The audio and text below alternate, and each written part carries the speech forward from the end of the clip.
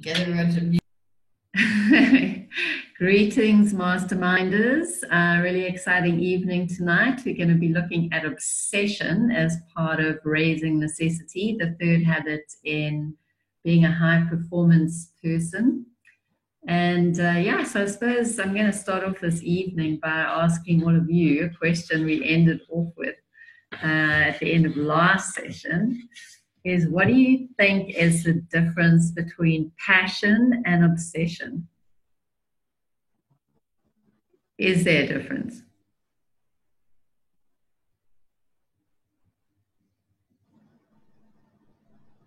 You can unmute yourselves if you want to say anything. Any thoughts on that? The difference between the two?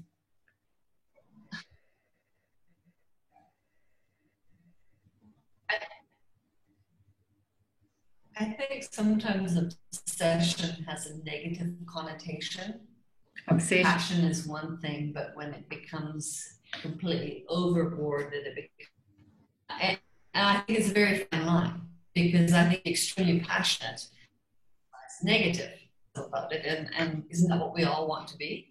We want to be almost obsessive about what we really love to do. Passionately obsessive. Sorry. That's a good way. Passionately obsessive, Carol says. Yeah, I think so. I think the difference I kind of came up with was passion is something you feel like, and it might come and go.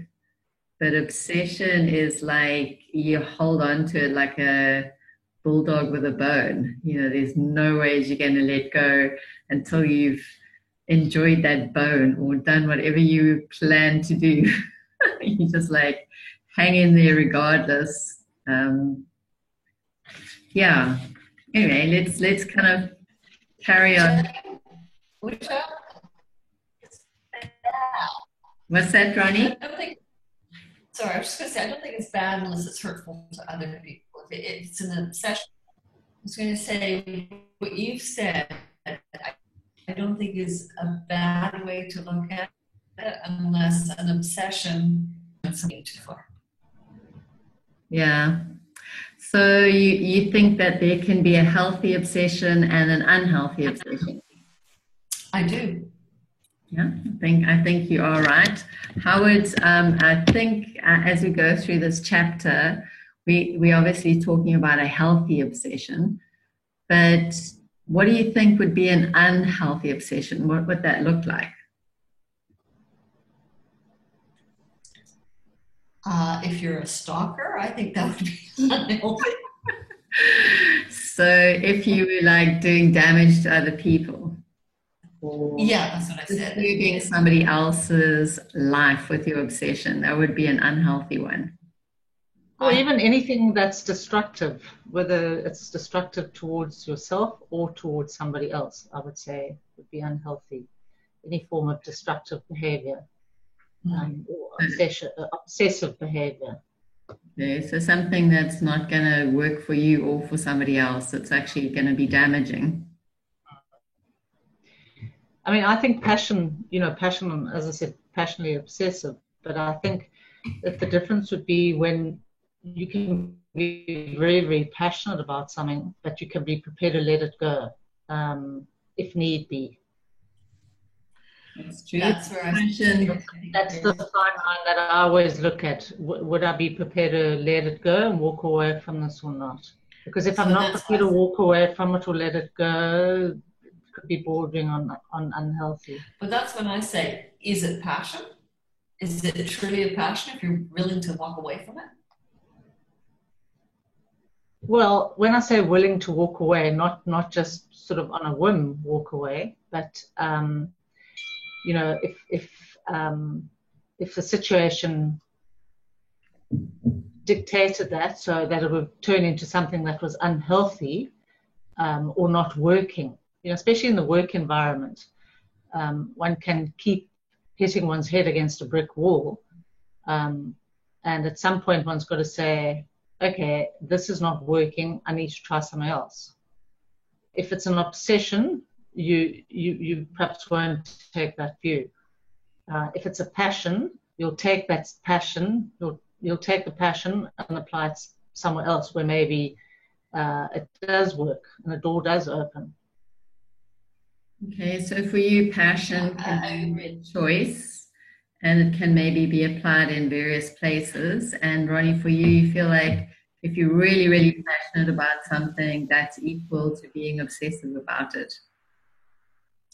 But as Carol said, if it's obsessive to the point of hurting or harming others or yourself or others or just a situation, then you've got to know when it's passion versus obsession. That's obsession that is potentially dangerous or harmful. Okay, well, I think because we've got into this is kind of comes up right near the end of this chapter. But the way sort of an unhealthy obsession is kind of categorized, as a lot of the things you kind of said, is if it's damaging to yourself, your health, sleepless nights, or if you're destroying relationships, that's unhealthy kind of addictive obsession. But obviously the kind of obsession that we're talking about that high performers have, as measured by Brendon Burchard. High performers are categorized as, happy, confident. They feel like they're making a contribution into life. They feel like they can manage stress more than other people. They live a very healthy life. They do exercise. So in that way, if a high performer is described as obsessive, then obviously in the kind of whole scheme of things, or the whole kind of integrity of things, the whole paintbrush or the whole picture, somebody who was a high performer would not be destroying relationships. Somebody who's a high performer would not be having bad eating habits or sleepless nights or doing something that is not contributing to the well-being of other people. So I think that kind of helps a little bit in defining what's a good obsession and what's not a good obsession. But maybe we could start with this quote by John Riley. It says, "To have long-term success as a coach or in any position of leadership, you have to be obsessed in some way." And Brendon Burchard is talking not only about obsession with understanding in mastering a topic or an area of life, but he's also talking about having a really big curiosity for understanding, and says that you're not just talking about obsession, but you're also talking about developing a lifelong curiosity. So it's a curiosity, you could be curious about everything in life, but in terms of the obsession or the obsessive stance in raising necessity, it's more about being really, really curious about what it is that could make what you are passionate about, or what is your field of focus. What is it that could make it better, more interesting, more efficient, and I think that curiosity for me kind of links in quite closely to reflecting. Often in the first habit of clarity, and throughout really, there's an encouragement to always be reflecting, always be self-monitoring, always being aware. So I think the curiosity kind of links into that for me. And he says the hallmark of success with high performers is that the curiosity for understanding and mastering your primary field of interest needs to be very high. And he says high performers have a high internal drive to focus on their field of interest. They're very intrinsically motivated to do that. Not necessarily for reward, because it's interesting, it's enjoyable, it's personally satisfying, it's contributing into life, it has meaning, all those kinds of reasons. So, and then he kind of talks about this word grit, And in our little dialogue between passion and obsession, this little word grit, he says, which he says is sort of close to the word of obsession, is a combination of passion and perseverance. So that's quite a nice way of seeing obsession, I think. Passion and perseverance. And then I thought about it a little bit. Do you know anybody you think who has that kind of grit? Anybody you think has this incredible passion and perseverance as an illustration?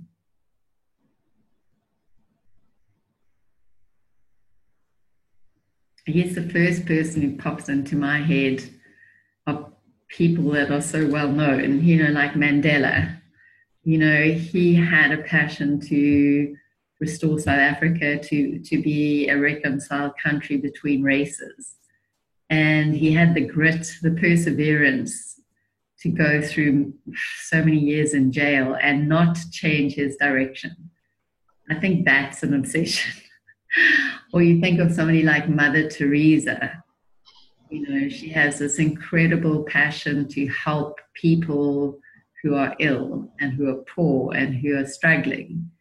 And regardless of whether she feels exhausted or maybe even gets sick herself, that doesn't stop her absolute drive to do that in every best way she can. I don't know. Can you think of anybody else you would respect or who would be an example of that for you?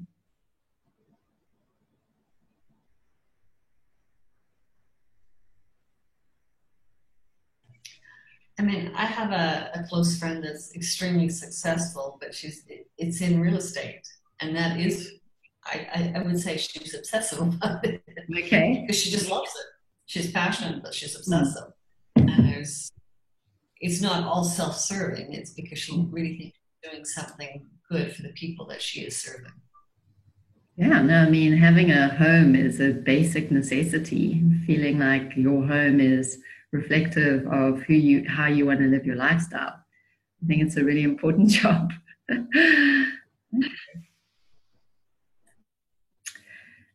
He then, we often hear in various circles, I can't remember the name of the person, but somebody who wrote this book that just basically brings out the concept that if you want to be really good at something, you have to have at least 10,000 hours of practice. And he's Malcolm Gladwell. Malcolm who? Malcolm Gladwell. Okay. Yeah. Thank you. We've obviously already. Yeah. Okay. All One right. of the books my son also, as a behavioral economist, Oh, really? is always referring, tipping points.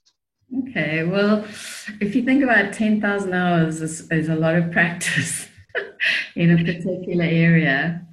But it links in for me with that saying, the more you practice, the luckier you get. I think that was of a golfer.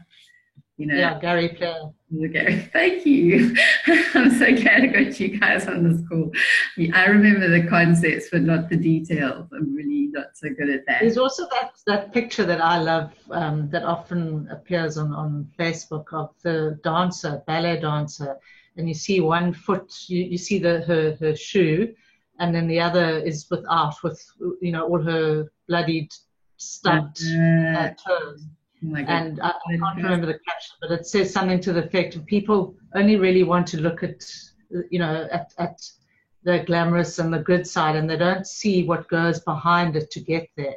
Yeah. And I think that applies to, if you even take a super, even a pop star or somebody like that, everybody is, sort of holds them in high esteem, and but it's taken, every one of them has got a long story of how they actually got there, and the perseverance and the grit and the determination to get there. They don't just arrive there one day. Whether it's in sport or in celebrity or whatever, it's always a long, hard road. Right. And I think that people who are not successful often don't really appreciate that it really takes a lot of grit and perseverance to get anywhere or do anything. I agree, and I think we have to talk to ourselves about that sometimes, because sometimes we kind of knocking ourselves about not being more successful more quickly and not being more successful more easily. And forget that, it's just a normal thing to have to really go through a long, tough time. And not always with it's like horrible all the time or anything like that. And obviously because it has meaning for you, but it doesn't anything that, it's such a cliche thing, but anything that has value, it really does take time, effort, energy, practice. And absolutely, we have to give ourselves some grace to remember that as well. Okay, so he's also coming into this situation. I'm just going to try and see where I want to read next on 139. Always gets not such good light at this time of the night. Page 2 first.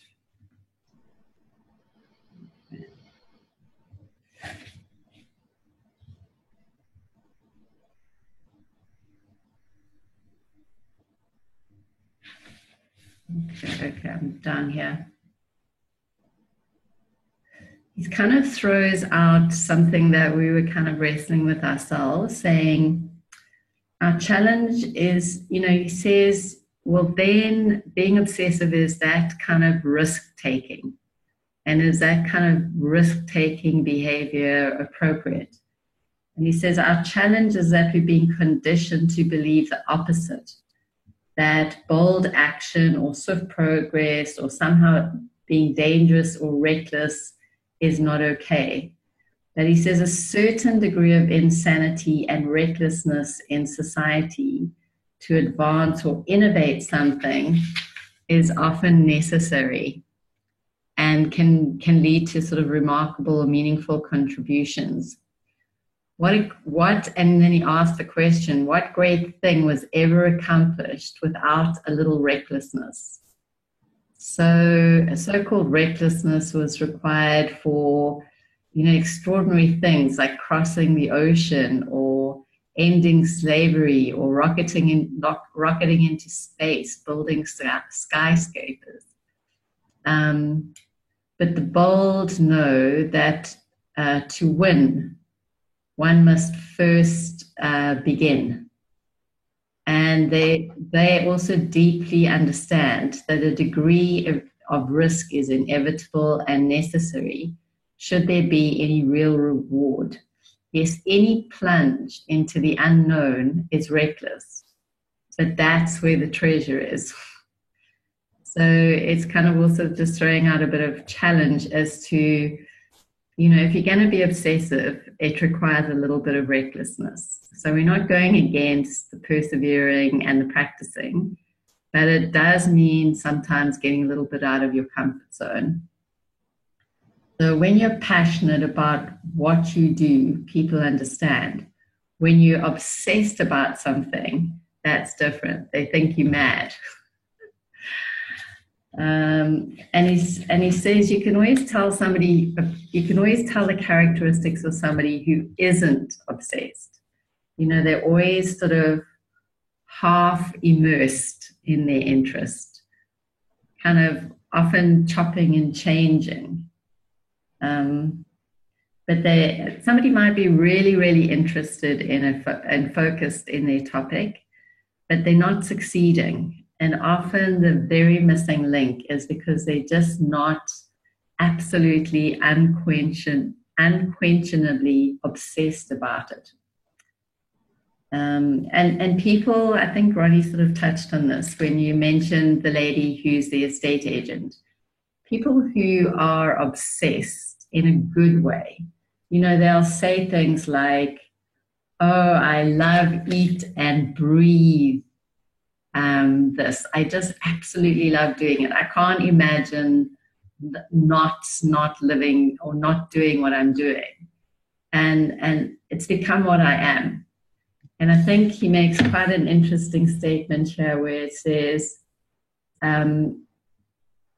obsession, it changes from a desire to find a particular state of emotion or passion to a quest to be a particular kind of person. So it's not about an emotion or passion, it's about a quest. And that quest actually becomes what identifies you. It becomes part of you, something you value more deeply than anything else. It becomes necessary. Okay.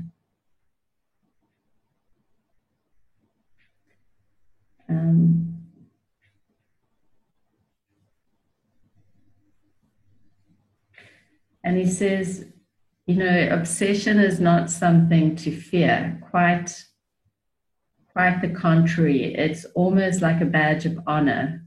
When people are obsessed with something, they enjoy doing it so much that they don't need to apologize to others for it.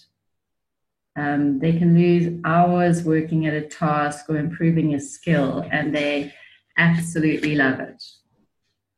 So, there's that really, really positive aspect of obsession as well. And he just goes, I don't think this is really that interesting. He goes into some dictionary definitions of obsession. And in it, it doesn't sort of bring out anything negative. So things like, a state in which someone thinks about someone or something constantly or frequently, especially in a way that is not normal. Someone or something that a person thinks about constantly or frequently, an activity that someone is very interested in or spends a lot of time doing, persistent, abnormally strong interest in or concern about someone or something. He says, what I know about high performers is that they do indeed spend an enormous amount of time thinking about and doing their obsessions. Is this abnormal? And he says, absolutely. But then he says, but normal isn't always healthy either. So that's quite an interesting kind of quirk.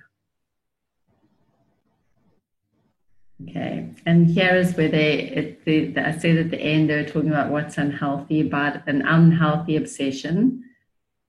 So he says an unhealthy obsession is pretty easy to figure out.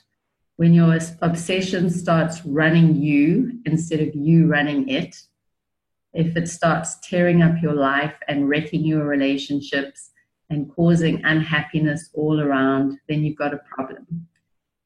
But that's not a problem, he says, high performers have. High performers are happy, they're confident, they're healthy, exercise, they deal with stress better than their peers, they love challenges, they like making a difference. In other words, you'd say that they're in control. So that's a big difference between a healthy and an unhealthy obsession. Are you in control of your obsession? Are you using it to make your life happen and towards your success? Or is your obsession, or you could call it an addiction, in control of you? I think that's quite a nice definition as to whether it's a healthy or unhealthy obsession. Okay, so he says that's why I like this chapter, so I'm just going to read it. That's why I encourage people to keep experimenting in life until they find something that sparks an unusual interest. Then if it aligns with your personal value and identity, jump in. Get curious. Let yourself geek out on something and go deep. Let that part of you that wants to obsess about and master something come alive again. When huge personal standards meet high obsessions, then high necessity emerges. So too does high performance. And that's just the internal game of necessity. The external forces are when things really get interesting. So we've just done the two internal ones. We've done our identity and we've done obsession. So there's just a little exercise to end off with. It's quite hard, but if you'd like to have a go at it. So the first question is, the values that are important for me to live by include. So what are the values that are really important for you in life?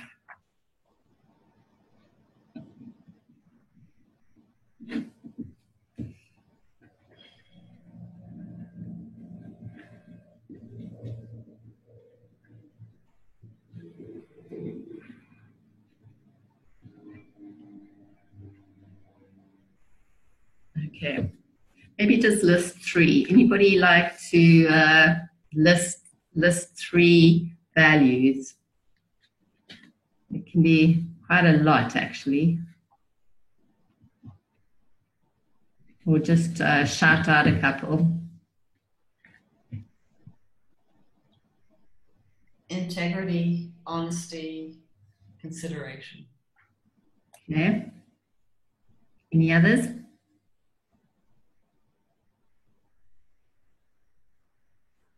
I included some of those. I just said compassion, energy, empowering others. Okay, if we hop on to the next question. Sorry, you want to say something, Claude? That's cool. Yeah, uplifting others and honesty. Okay, cool. You have a generous spirit. Okay, a recent situation where I didn't live my values was.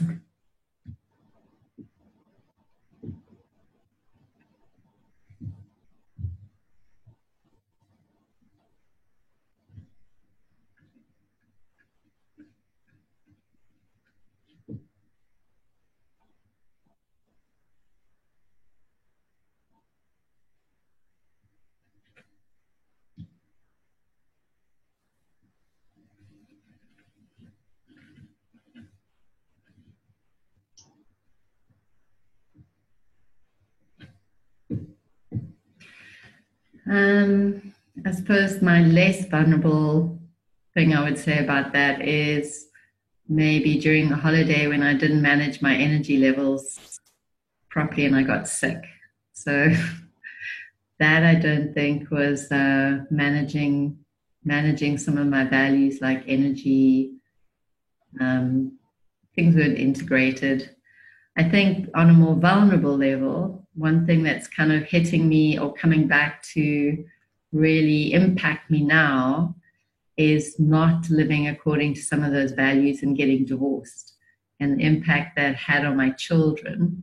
And obviously, I don't know if you know this, but at each nodal stage of development, children rework divorce-related issues. So for my daughter, it's been reworking that as she becomes a mother, as she develops a new profession, all those kind of things.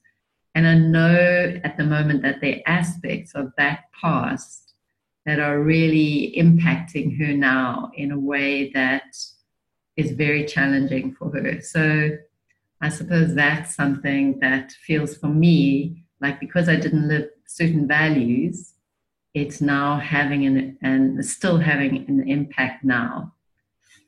So yeah.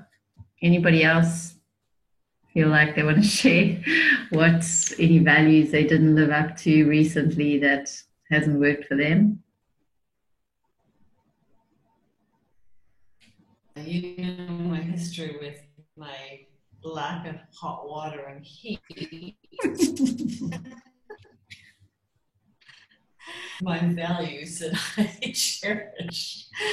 But yeah, I got to the boiling point where I just thought, I can't do this anymore. So I'm not necessarily exploding at the person who is responsible, but just having a meltdown to myself.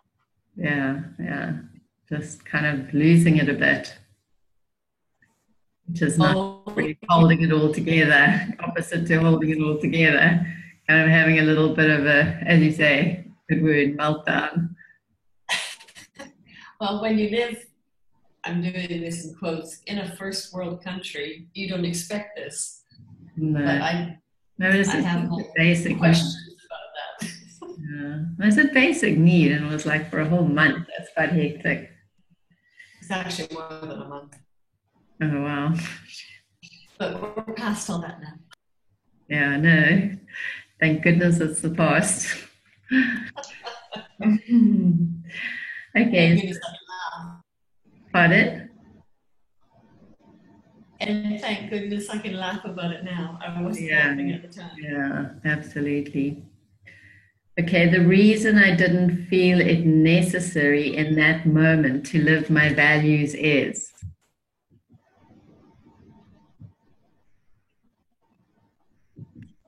Because it's a basic human necessity.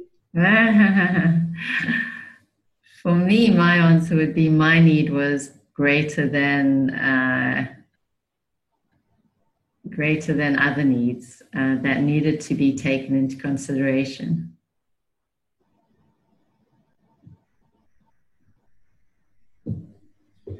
So it was selfish, I guess. I have to admit. Okay. A recent situation in which I was proud of living my values or being a particular kind of person.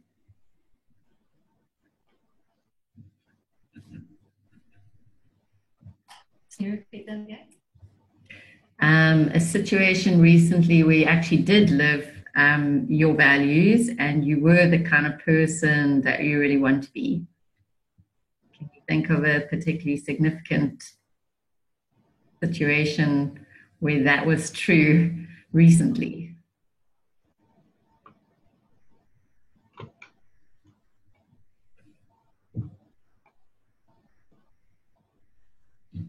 As I say, this is quite a challenging one tonight.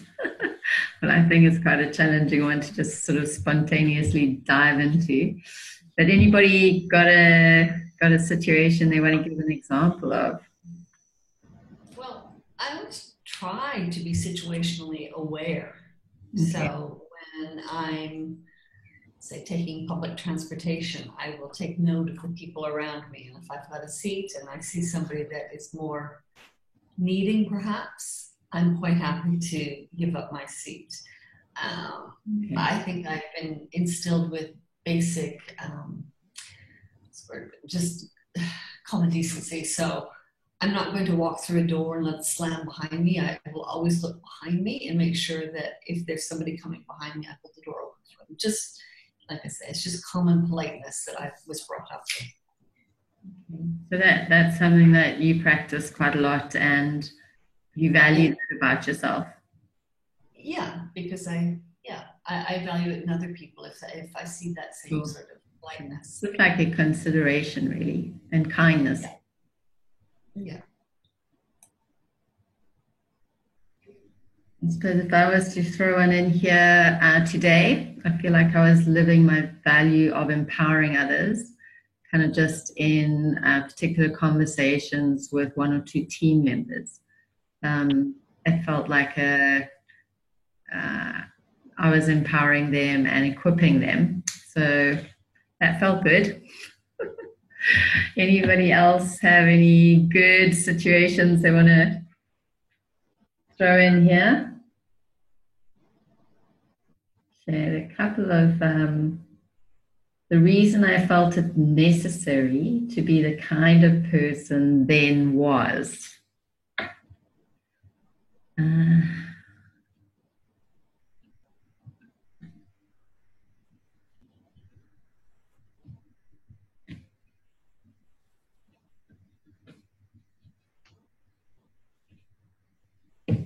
Any contributions? I think on all of these, what we've been discussing, when one didn't live up to and when one did. For me, I think I'm dealing with both almost on a daily basis all the time. It's not. Look, there are obviously the big moments on both sides, but it's something, as Ronnie said, just some days you walk through a door and you're mindful of somebody behind you. Other days, perhaps not. One always tries, I always try to be aware of everybody around me and what's going on. So I think it is quite as you say, challenging because it's continual. In a day, one can have a series of where one does live out one's and somewhere one doesn't. So it is quite. For me, I find it's a challenge throughout the day to be very mindful of the impact I'm having and my values. To keep checking in. Oh, I think that's really good. I think that's really good. I think that is typical of a high performer. That you would be reflecting and aware and checking in with yourself and measuring. Are you doing what is consistent with your values, consistent with your desired goals, desired productivity? So I think that's really cool. I think to answer more directly that question, why did I want to empower or equip people?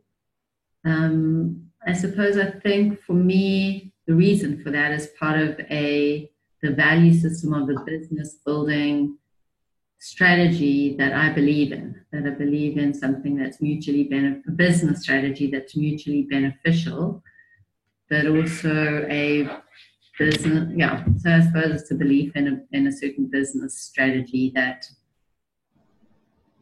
so my values fit into that. I don't know if that helps. Then the two last questions. The topics I find myself obsessed with include.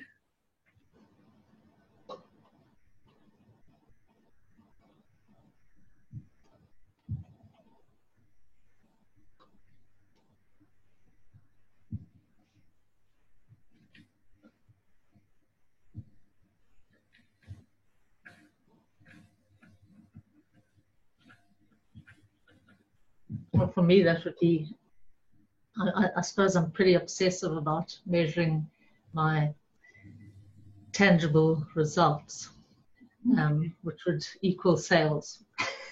Okay, no, good. Okay. I'm very driven, sales driven.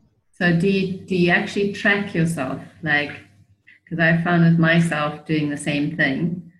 The way of measuring that for me is tracking it. And it also makes me set a strategy. I totally track it. Okay, you totally track it. You have a strategy and you track it. That would be probably, my tracking would be bordering on an obsession. Okay. Because it's very, very results driven. Okay. And it's quite nice because I can be very results driven. I can see exactly how I'm performing in that area. Okay, cool. Cool. Okay. Anybody else got any topics they're really obsessed with? I've always been obsessed with my health and fitness. Health and fitness. Okay. Yeah. Okay, and I think that's quite nice because it's personally important to you, but I think it's also part of your business, part of what your diet is and everything. It's part of me. It's part of my family. It's just something I've always been obsessive about. Okay, my partner it defines you. Yeah. Cool. Claude, you were going to say something. Cryptocurrencies and Bitcoin, and then health and fitness and music. Wow, quite a nice range there. So health and fitness, same as Ronnie, cryptocurrencies and music. Okay. I like to note what I listen to. I've got a tracking app called Last.fm, which records everything you listen to and basically records it in a summarized format, and also recommends you new artists and things. Wow. And do you put it in certain categories, or what do you do?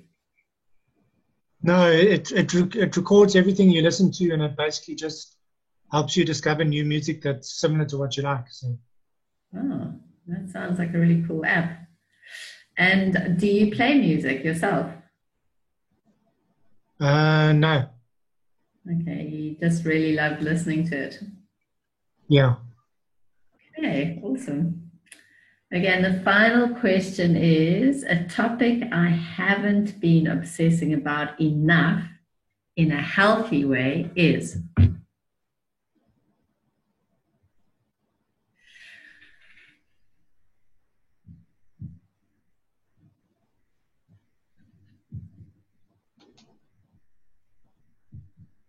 What do you mean by in a healthy way? Okay, so if we were going to use that definition that kind of came up recently, which was you are in control of this obsession compared to it being like an addiction, it's controlling you.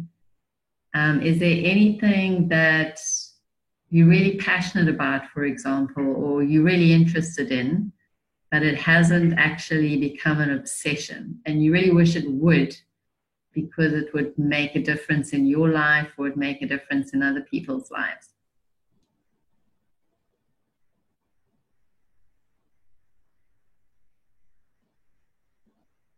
So could that equate to sort of unfulfilled goals? Unfulfilled what? Things one still wants to do. I mean, they're things I want to do, and I just sort of haven't got there. Yeah, I think that could be quite a exactly what's being asked. So if I was giving you an example, I'm passionate about writing, and I'm really passionate to put this out at what are my experiences in the bush with other people, wild places, wild animals. Really, I would love to put that out as a video, well, a series, TV series. There was kind of an opportunity to do that I really need to pursue. So that's an obsession that I'm not giving time and attention to. But yeah, I am passionate about it. Yeah, I've never really wanted to write a book, but I would like to do a book using my products with recipes. And nice. Yeah, that would be great. Even I've approached a publisher and all of that, and they asked me just for the content, and I haven't got around to giving them that yet. So that's something that I feel I should get my act together and do. Okay. Probably need to do what I need to do, which is create some space and time each day just to focus on that. Yeah. It's on the to-do list, but it somehow doesn't get it doesn't get done. You have to somehow find the space. Yeah. Okay. Well, thanks so much, everybody, for all your contributions, and it's been a really interesting discussion tonight. So have a great rest of your evening and a lovely week. And I hope there's lots of obsessive activity. Okay, so you're welcome to say good night to each other. So good night. Good night. Yeah. Thanks. Thank you. Bye. Yes. Bye.